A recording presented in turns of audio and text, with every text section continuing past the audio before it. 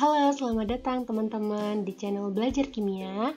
Kali ini kita akan membahas tentang bab ikatan kimia di kelas 10. Untuk teman-teman yang masih belum paham tentang bab ini, boleh dong ditonton video ini sampai selesai.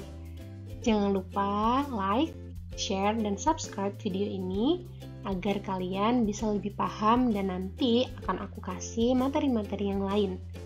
Oke, langsung aja sekarang kita bahas ikatan kimia. Apa sih itu ikatan kimia? Nah, teman-teman, ikatan kimia itu adalah ikatan antara atom-atom untuk membentuk suatu senyawa atau molekul hingga mencapai kestabilan. Jadi, teman-teman, atom-atom yang belum stabil akan membentuk suatu kestabilan seperti siapa? Seperti gas mulia.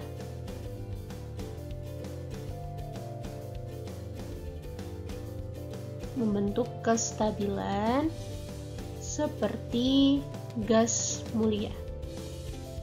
Nah, gas mulia itu kan ada nih atomnya helium, neon, argon, krypton, xenon, dan lain-lain ya. Apa sih kecenderungan gas mulia itu sehingga menjadi role model atom-atom yang lain untuk stabil gitu. Jadi kestabilan gas mulia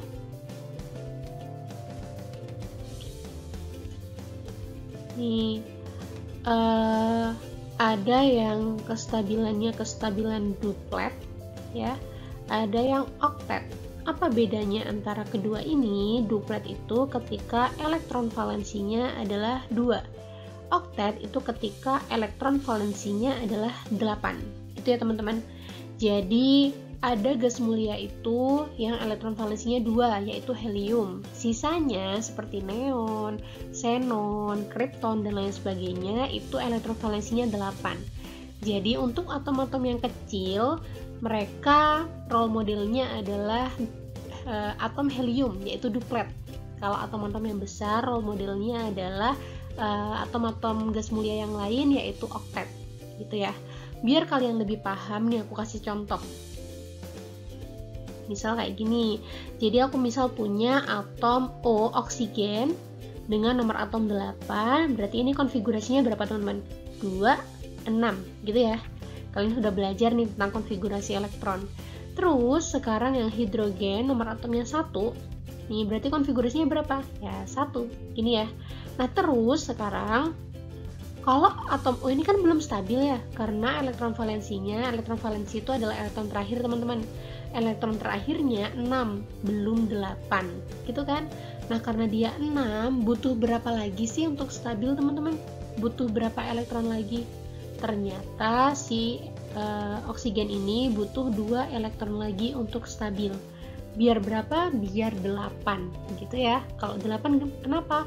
Kalau 8 seperti gas mulia, yaitu kestabilan oktet gitu. Nah terus kalau yang hidrogen kan ini masih 1 nih. Nih hidrogen masih 1 elektronnya. Apakah udah stabil? Belum. Karena kalau atom-atom yang kecil nih kestabilannya berapa? Kestabilan duplet, yaitu 2 elektron valensi gitu ya. Berarti dia butuh berapa lagi untuk stabil? Butuh 1 elektron lagi untuk stabil. Gitu, paham ya? Oke, sekarang karena ada duplet dan ada oktet, terus kalian udah paham juga bagaimana atom-atom itu akan stabil, yaitu harus membentuk duplet dan harus membentuk oktet. Sekarang kita bahas lebih lanjut apa macam-macam ikatan kimia, gitu ya. Jadi, ikatan kimia itu ada macam-macamnya. Ada 3 jenis ikatan kimia.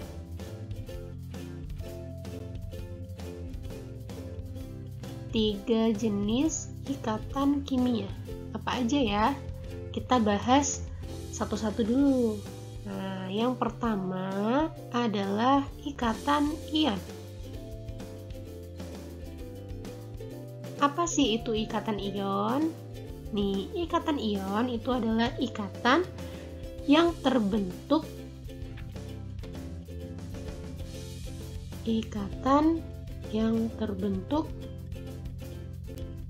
Karena adanya serah terima elektron.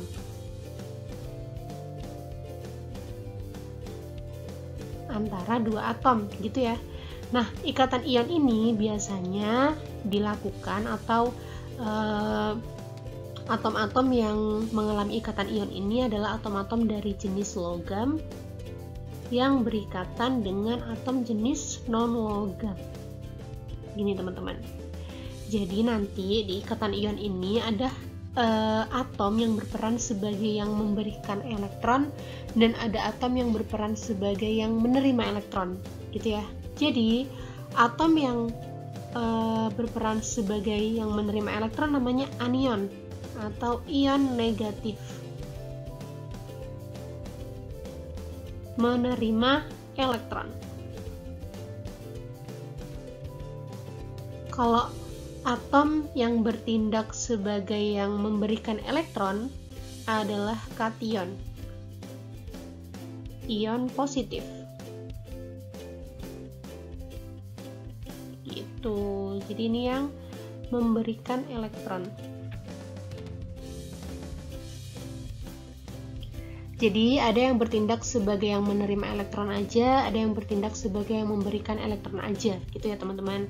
Nanti atom yang menerima elektron itu akan berubah menjadi ion negatif, kalau atom yang memberikan elektron akan berubah menjadi ion positif. Oleh karena itu ini disebut ikatan ion, gitu ya. Kenapa kok ikatan ion? Karena akan terbentuk ion-ion, gitu. Ion apa? Ion positif dan ion negatif, gitu. Sekarang kita langsung ke contoh. Contoh, misal aku mau menjelaskan ikatan ion NaCl ya, antara atom Na dan atom Cl. Nah, untuk menulis ikatannya atau menggambar ikatannya, kita perlu mengkonfigurasikan atom-atom terlebih dahulu. Jadi, ini tadi kan NaCl berarti terdiri dari atom Na dan atom Cl, gitu ya. Na nomor atomnya 11, Cl nomor atomnya 17. Seperti ini, lalu kita konfigurasikan masing-masing. Na11 berarti konfigurasinya berapa? 2, 8, 1. Gini ya, kalau konfigurasi udah paham. Cl-nya 2, 8, 7. Gini kan? Nah, di sini Na punya elektron valensi sebesar 1 dan Cl punya elektron valensi sebesar 7. Gitu ya. Elektron valensi, ingat elektron valensi itu elektron terakhir. Oke. Jadi tadi kan alasan atom-atom itu berikatan adalah untuk apa? Untuk membentuk kestabilan nih. Nah, atom-atom berikatan untuk mencapai kestabilan. Kestabilan itu harus berapa elektron valensinya? Harus duplet atau oktet. Kalau atom-atom yang besar di atas nomor atomnya di atas 6 mungkin ya, atau di atas 5 harus membentuk oktet. Elektron valensinya harus 8. Nah, karena Na sama Cl ini termasuk atom besar, berarti nanti dia elektron valensinya harus 8 gitu. Nah, jadi Na nih elektron valensinya berapa? 1. Apakah dia stabil? Tentu tidak, soalnya dia elektron valensinya nggak 8. Cl juga sama, apakah dia stabil? Tidak. Dia elektron valensinya belum 8. Kapan dia stabil? Stabilnya ketika Na sama Cl berikatan. Bagaimana cara berikatannya? Jadi seperti ini. Nih, Na kan stabil ada dua cara ya. Cara yang pertama dia butuh 7 elektron ya. Dikasih 7 elektron, atau dia juga bisa stabil dengan cara melepas 1 elektron. Nah, dia melepas 1 elektron. Kalau dia melepas 1 elektron kayak gini, berarti nanti elektron terakhirnya adalah 8 gitu ya. Nah, terus kita pakai cara yang mana? Pakai cara yang lebih gampang. Manakah yang lebih bagus untuk dilakukan oleh Na? Jadi nanti lebih susah untuk menangkap 7 elektron, ya, lebih susah untuk menangkap 7 elektron daripada melepas hanya 1 gitu. Jadi kita pilih yang paling mudah, yaitu yang melepas 1 elektron. Jadi nanti Na akan melepas satu elektronnya, diberikan kepada siapa? Diberikan kepada Cl. Nah, Cl dia butuh berapa elektron untuk stabil? Butuh 1 elektron lagi. Atau dia juga bisa melepas 7 elektron. Lagi-lagi kita pilih cara yang lebih mudah, yaitu yang butuh 1 elektron gitu. Jadi kita pilih cara yang lebih mudah, yaitu yang butuh 1 elektron. Jadi Na melepas 1 elektronnya dan diberikan kepada Cl, sehingga reaksinya menjadi seperti berikut. Jadi reaksinya seperti berikut ya. Na, karena dia tadi yang melepas 1 elektron, ingat kalau yang memberikan elektron akan bertindak sebagai ion positif atau kation. Na memberikan berapa elektron? 1. Berarti nanti reaksinya dia akan menjadi Na plus dengan melepas salah. Jadi Na akan menjadi Na plus dengan cara melepas 1 elektron gitu. Sedangkan Cl akan menjadi Cl- dengan cara menangkap 1 elektron gitu. Ini kan elektronnya 1 gini ya. Ini sebenarnya 1 gini, cuma nggak ditulis. Jadi biasanya kalau koefisien 1 memang nggak ditulis, jadi kita tulisnya 1 elektron gitu aja. Jadi Na akan bertindak sebagai kation yang memberikan ion yang memberikan 1 elektron, dan Cl akan bertindak sebagai anion yang menerima 1 elektron gitu. Sehingga kalau misal direaksikan akan membentuk suatu molekul, yaitu NaCl. Gitu. Sampai sini teman-teman paham nggak? Ya, aku harap teman-teman paham ya. Kita akan lanjut ke contoh selanjutnya aja biar teman-teman lebih paham. Kita akan membahas tentang ikatan pada MgCl2 gitu teman-teman. Jadi MgCl2 itu lagi-lagi kita konfigurasikan dulu. Mg konfigurasinya 282 karena Mg punya 12 nomor atom ya, punya 12 elektron, berarti konfigurasinya 282. Cl seperti yang tadi, konfigurasinya 287 dengan nomor atom 17 gitu ya.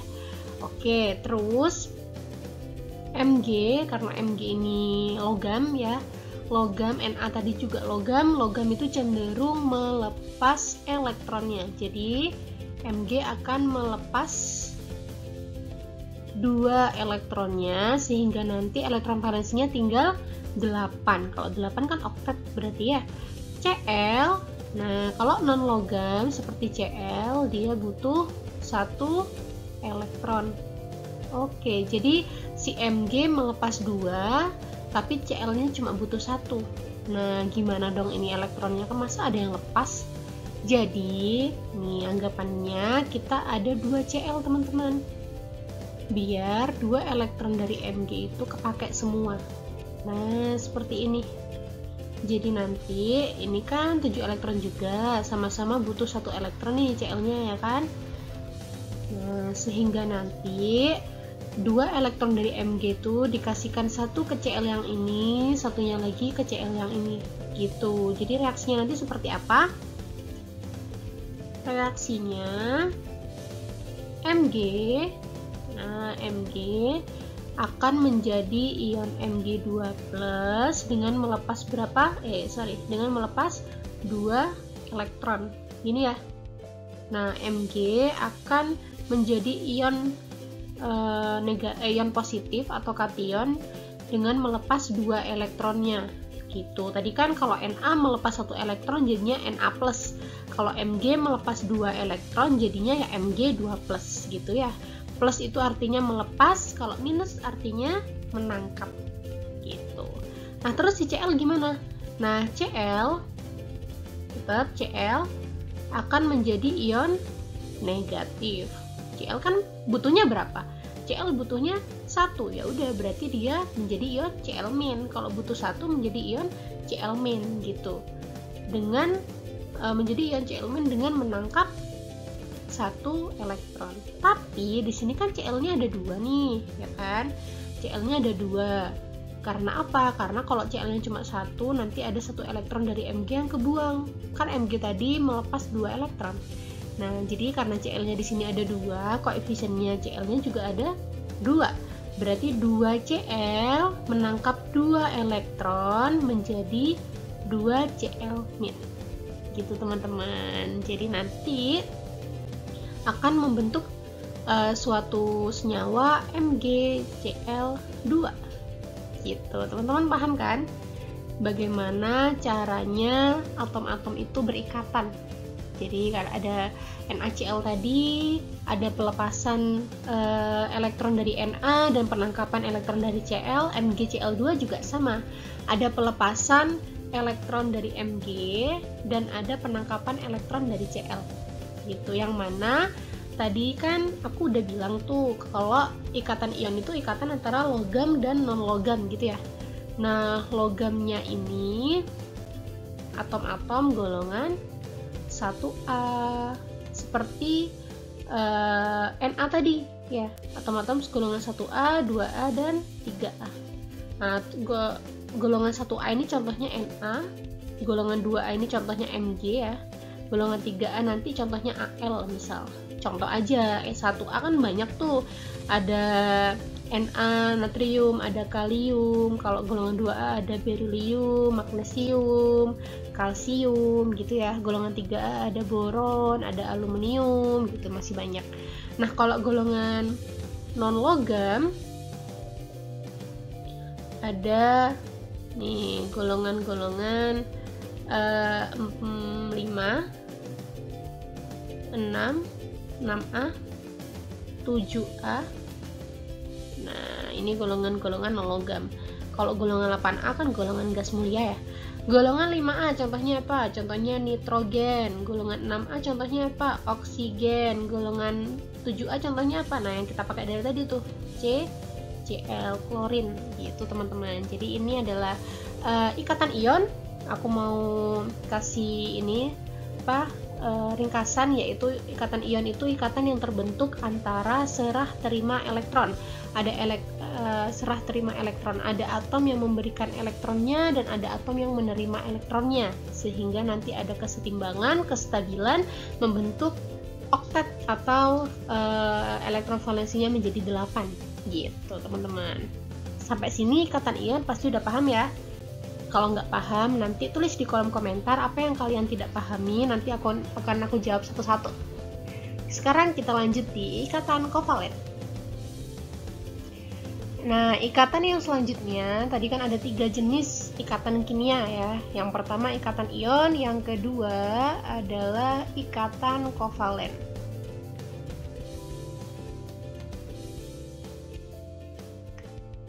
Apakah itu ikatan kovalen? Tentunya beda dengan ikatan ion.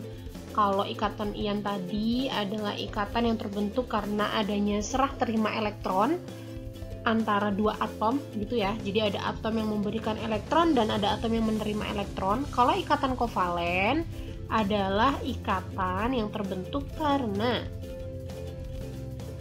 ikatan yang terbentuk karena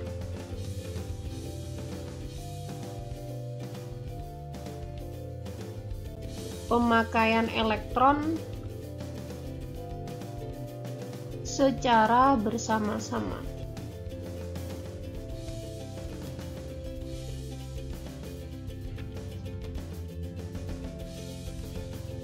Secara bersama-sama gitu. Terus ikatan kovalen ini dilakukan oleh atom-atom non logam, antara atom non logam dengan atom non logam gitu. Kalau ikatan ion tadi kan logam sama non logam, kalau kovalen non logam sama non logam. Jadi nanti ikatannya terbentuk karena ikatannya terbentuk dari atom-atom yang ini, golongan 5, golongan 6 dan golongan 7 gitu. Jadi tidak melibatkan logam, tidak melibatkan golongan 1, 2 atau 3.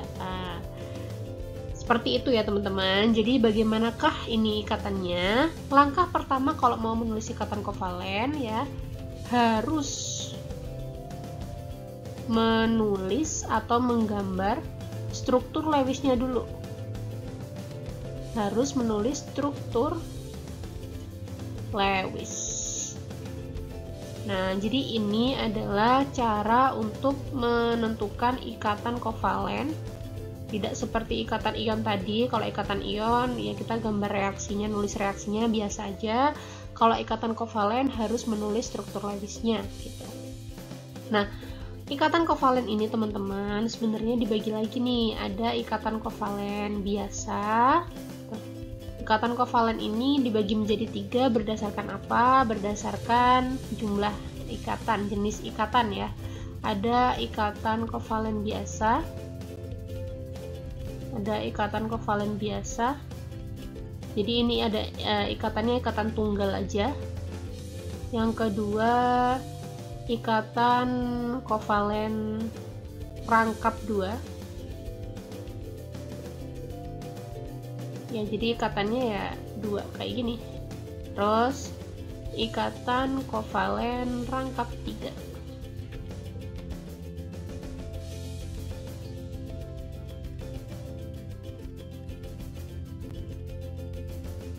Seperti ini ya. Jadi ikatan kovalen itu ada 3, ikatan kovalen biasa, ikatan kovalen rangkap 2, dan ikatan kovalen rangkap 3 gitu. Seperti apa contohnya? Misal aku pakai contoh molekul yang selama ini kita tahu aja setiap hari adalah H2O gitu ya, atau air. Nah, H2O atau air nih, H2O itu dia kan terdiri dari atom H dan atom O ya. Atom H dan atom O. Tetap kita harus konfigurasikan dulu. H nomor atomnya 1, O nomor atomnya 8, berarti konfigurasinya ya H ini 1, kalau O konfigurasinya ya 2, 6 gini ya. Nah, kalau di ikatan kovalen kita nggak ngomongin lepas atau menangkap atau melepas ya, tapi kita ngomonginnya menangkap aja, butuh berapa lagi gitu. Jadi hidrogen nih butuh berapa lagi untuk stabil, butuh berapa lagi elektron agar elektron valensinya duplet gitu. Dia kan butuh 1 elektron lagi ya, biar 2 ya kan, biar 2 elektron, biar elektron valensinya 2, dia butuh 1 elektron lagi. Sedangkan O dia butuh 2 elektron lagi untuk oktet ya kan. Jadi kalau yang di ikatan ion tadi nggak ada, maksud saya kalau di ikatan ion tadi ngomongin lepas sama butuh berapa, ya kan? Kayak Mg ini lepas 2 butuh 1 si Cl, Mg lepas 2 Cl-nya butuh 1. Tapi kalau di ikatan kovalen semuanya butuh berapa gitu. Kita nggak ngomongin lepas. Soalnya tadi ikatannya terbentuk karena pemakaian elektron secara bersama-sama. Jadi dua-dua atom ini sama-sama memberikan elektron untuk digunakan berikatan bersama. Gitu teman-teman. Jadi ini nanti kita harus gambar struktur Lewisnya. Struktur Lewisnya gimana cara gambarnya? Yang pertama kita harus tentukan atom pusatnya dulu. Atom pusat itu adalah atom yang jumlahnya lebih sedikit. Nih, H2O berarti ada 2H dan ada 1O. Siapa yang jumlahnya lebih sedikit? Ya, jumlahnya lebih sedikit yaitu O. Berarti O di sini bertindak sebagai atom pusat gitu ya. Jadi O taruh di tengah, hanya di kiri sama kanan karena hanya jumlahnya 2. Ini ya, H2O gitu teman-teman. Nah, terus gimana caranya menulis struktur Lewisnya? Jadi karena H tadi kan butuh 1 elektron nih, H kan cuma punya 1 elektron, kita gambar aja elektronnya H1. Nih, masing-masing H punya 1 elektron. Terus dia butuh berapa lagi untuk stabil teman-teman? Butuh 1 elektron. Dia butuh 1 elektron nih untuk stabil. Mintanya ke siapa? Ya mintanya ke O, ke pasangannya gitu. Jadi O harus menyediakan 1 elektron untuk H, masing-masing 1 untuk H nih gitu. Terus O kan punya 6 elektron valensi. Jadi udah dikasihkan 2 ke H, tinggal berapa? Tinggal 4. Ditaruh gimana? Ditaruh atas 2 atas 2 bawah 1. Nah, seperti ini. Jadi yang bulat ini elektronnya O, yang silang ini elektronnya H, gitu ya teman-teman. Jadi yang bulat ini elektronnya O, 2 udah dikasihkan ke H, yang X ini elektronnya H, masing-masing 1 dikasihkan ke O. Sehingga nih kalau aku buletin, O jadinya berapa elektronnya? Nah, awalnya kan 6, yang bulat-bulat ditambahin 2 jadinya 8. Kalau yang H awalnya 1 ditambahin 1 jadinya 2 gitu. Jadinya yang satunya oktet, yang satunya duplet. Berarti udah setara gitu, udah stabil maksudnya. Jadi ini nanti membentuk suatu molekul yaitu H2O gitu. Ikatannya jadinya gimana? Ya ikatannya H, ini satu X sama satu buletan, satu elektron dari H sama satu elektron dari O itu membentuk satu ikatan gitu ya. Jadi ini kalau aku tulis lagi, aku perbaikin dulu. Jadi satu X dan satu buletan ini membentuk satu ikatan H seret O, gini ya. Nah ini juga sama kan, seret lagi nih H gitu. Nah terus ini elektron bebas yang ada di atom pusat kita tulis lagi di atas. Nah seperti ini teman-teman gitu. Jadi ini adalah struktur Lewis dari H2O dan ini adalah gambar ikatan kovalen pada H2O gitu ya. Oke teman-teman, jadi video kali ini sampai sini dulu. Nanti di video selanjutnya aku akan bahas ikatan kovalen ini, ikatan kovalen biasa, ikatan kovalen rangkap, dan ikatan kovalen rangkap 3 gitu ya teman-teman. Dan juga nanti ikatan kimia yang ketiga yaitu ikatan logam. Oke teman-teman, sekali lagi kalau kalian masih belum paham dengan materi ini, nanti tulis di kolom komentar apa yang kalian nggak pahami, nanti akan aku balas satu-satu. Terus kalau kalian mau request materi-materi apa yang kalian masih belum paham di sekolah, kalian bisa juga tulis di kolom komentar gitu ya. Oke teman-teman, sampai bertemu di video selanjutnya. Bye bye.